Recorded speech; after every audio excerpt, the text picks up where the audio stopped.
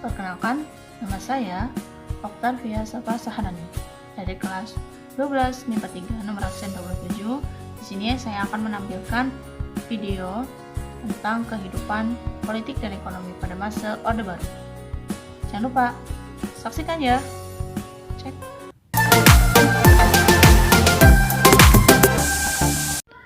Langkah pertama pemerintah Orde Baru dalam melaksanakan pembangunan nasional adalah dengan membentuk Kabinet Pembangunan 1 pada tanggal 6 Juni 1968 atau disebut juga Pancakrida. Berikut adalah programnya.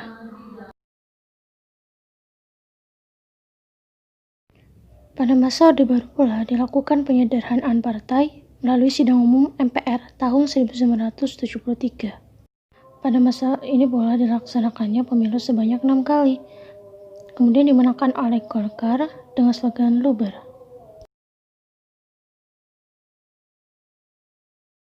Pada masa pemerintahan Orde Baru juga terjadi suatu peristiwa dinamakan peristiwa Malari atau Malapetaka 15 Januari.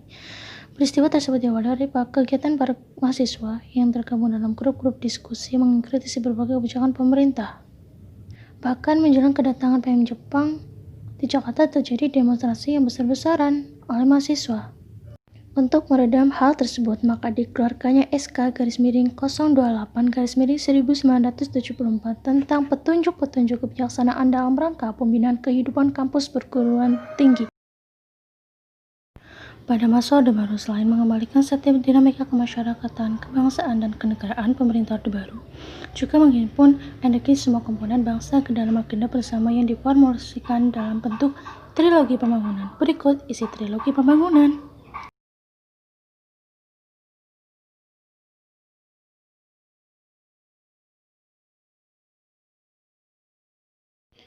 Depolitisasi parpol dan ormas juga dilakukan oleh pemerintahan Orde Baru melalui cara penyeragaman ideologis melalui ideologi Pancasila.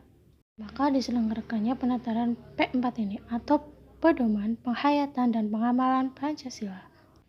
Adapun tujuan penataran P4 ini yaitu untuk membentuk pemahaman yang sama mengenai demokrasi Pancasila, sehingga dengan pemahaman yang sama ini diharapkan persatuan dan kesatuan nasional akan terbentuk dan terpelihara.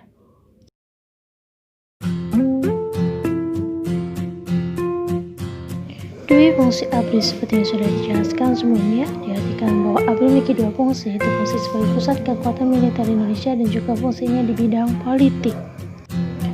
Tahukah kamu, bahkan dalam pelaksanaannya pada era Soeharto fungsi utama ABRI sebagai kekuatan militer Indonesia memang tidak dapat dikesampingkan. Namun pada era ini, peran ABRI dalam bidang politik terlihat lebih signifikan seiring dengan diangkatnya Presiden Soeharto oleh MPRS pada tahun 1968. Secara umum, intervensi ABRI dalam bidang politik pada masa Orde Baru yang mengatasnamakan di fungsi ABRI ini, salah satunya adalah dengan ditempatkannya militer di DPR, MPR, serta DPT baik tingkat provinsi maupun kabupaten. Keikutsertaan militer dan bidang politik secara umum bersifat anti partai karena militer percaya bahwa mereka merupakan pihak setia kepada modernisasi dan pembangunan, sedangkan partai politik dipandang memiliki kepentingan keuangan tersendiri. Pada masa Orde Baru, pelaksanaan negara banyak didominasi oleh ABRI loh. Dominasi yang terjadi pada masa itu dapat dilihat dari seperti pada gambar berikut.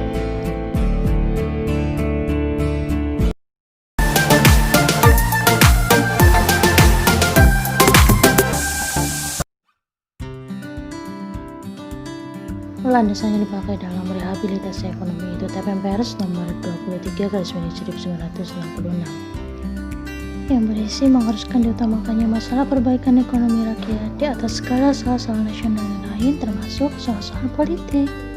Lalu bagaimana prioritas pertama yang dilakukan pemerintah untuk rehabilitasi ekonomi? Yaitu memerangi atau mengendalikan hiperinflasi antara lain dengan menyusun APBN berimbang.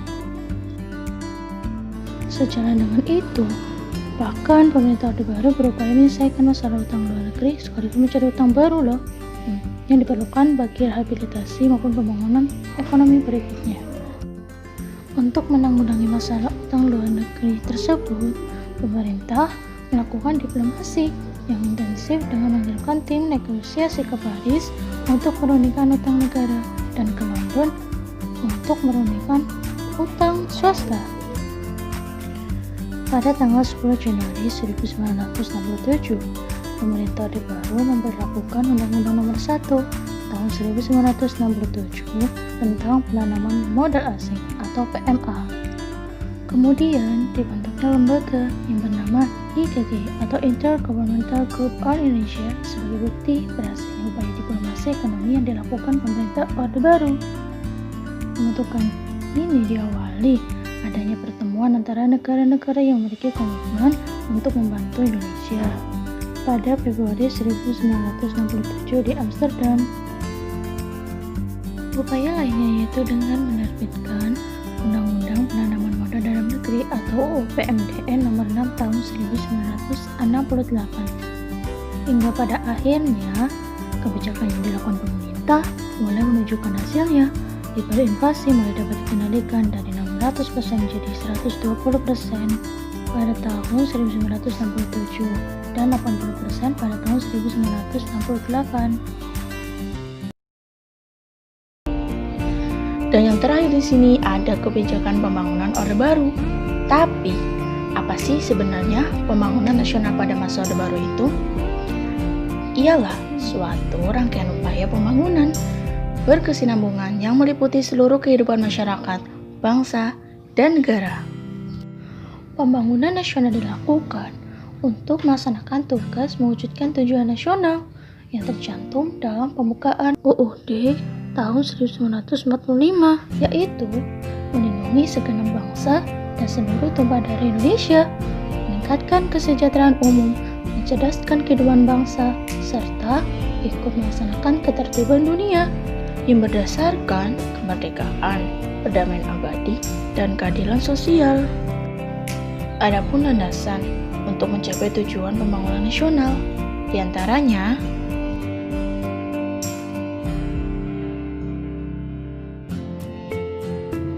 oleh karena itulah sejak pembangunan 5 tahun tahap 3 pada 1 April 1973 sampai 31 Maret 1984, pemerintah Orde Baru menetapkan 8 jalur pemerataan.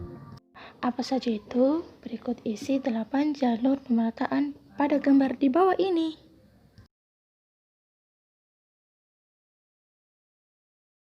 Nah, itu tadi sekilas mengenai kehidupan politik dan ekonomi pada masa Orde Baru. Semoga bermanfaat.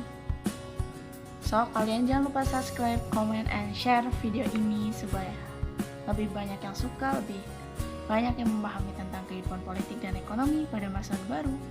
Oke, terima kasih. Sampai jumpa di video selanjutnya.